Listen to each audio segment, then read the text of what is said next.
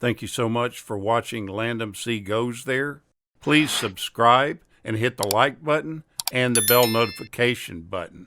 A Fistful of Dollars is a 1964 spaghetti western film that was directed by the great Sergio Leone.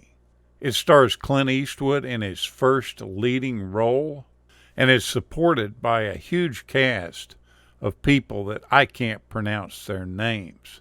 The ones that I can say are Marianna, Koch, Wolfgang Lutzke, Jose Calvo, Antonio Prieto, and Joseph Eager.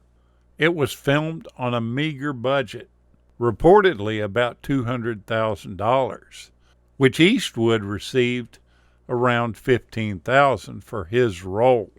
This movie initiated the popularity of the spaghetti western genre.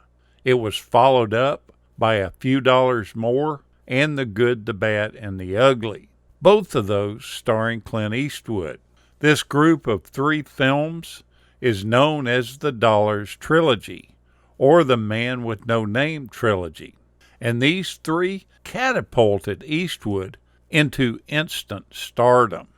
The storyline goes that, solely driven by the pursuit of financial gain, a reserved American with an unbelievably swift right hand arrives in San Miguel, a sun-drenched border town where the inhabitants are either wealthy or dead.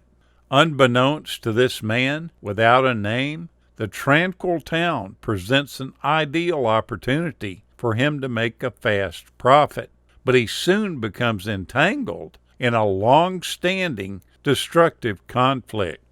The corrupt Baxters and the murderous Rojos, 2 rival families vying for power, are unwilling to allow an anonymous outsider to claim a share of their spoils.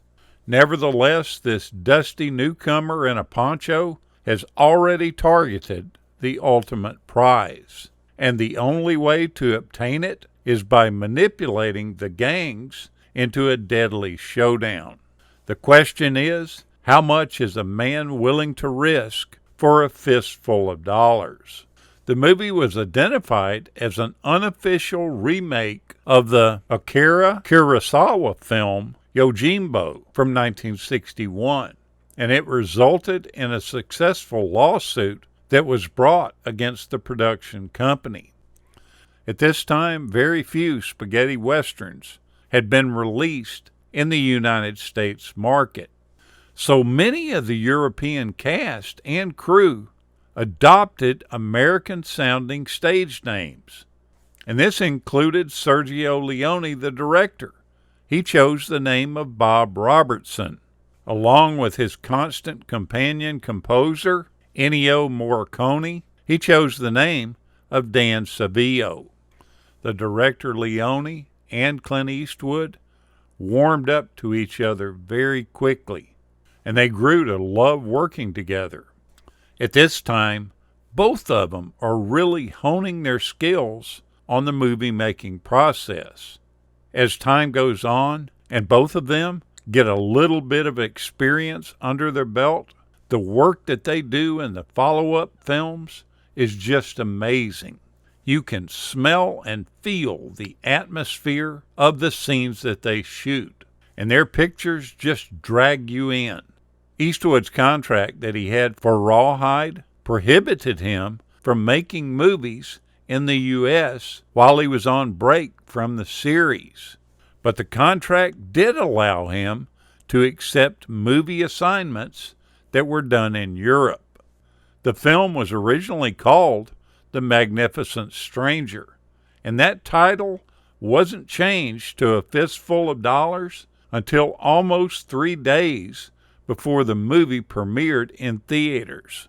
And as a matter of fact, nobody had bothered to inform Clint Eastwood of the change, and as a result, he remained virtually unaware of the positive buzz that surrounded the film, until it was pointed out to him by his agent almost 3 weeks later. The entire film was done completely silented. There was no soundtrack at all. Everything was done in post-production, and all the voices were dubbed over. Most of the actors in the film spoke no English at all. Now, in the film, we kind of get a glimpse of the first trademark that Clint Eastwood has as an actor, and that's that squint that he does with his eyes. And there was a reason for this. It was actually caused by the combination of the sun and the high wattage arc lamps that were used on the set for lighting the scenes. The way Eastwood portrayed himself became a trademark of his subsequent westerns and crime dramas. Prior to this film, in American movies, whenever a person was shot, one camera was focused on the shooter who fired his weapon, and a split second later, the director quickly cut to the victim that could be seen being hit and falling to the ground. Clint Eastwood knew that this is the way that it was always done in scenes that were shot in the U.S. But he didn't bother to tell Sergio Leone this. Leone shot the first scene involving any kind of major violence in this movie with the camera shooting over Eastwood's shoulder, as though the viewer was right there watching it. When casting the film, originally the director intended for Henry Fonda to play the man with no name. But the production company just couldn't afford to pay this major Hollywood star the dollars that he needed. They then moved on to Charles Bronson, and he declined the role. Eventually, after going through a few more people, including James Coburn, Eastwood was selected for the part. Now, the beautiful girl in the film that plays Marisol is played by Marianna Koch, and she's just stunning to watch in the film. She's a German actress that was popular in a lot of spaghetti westerns and adventure films from that time and from the European market.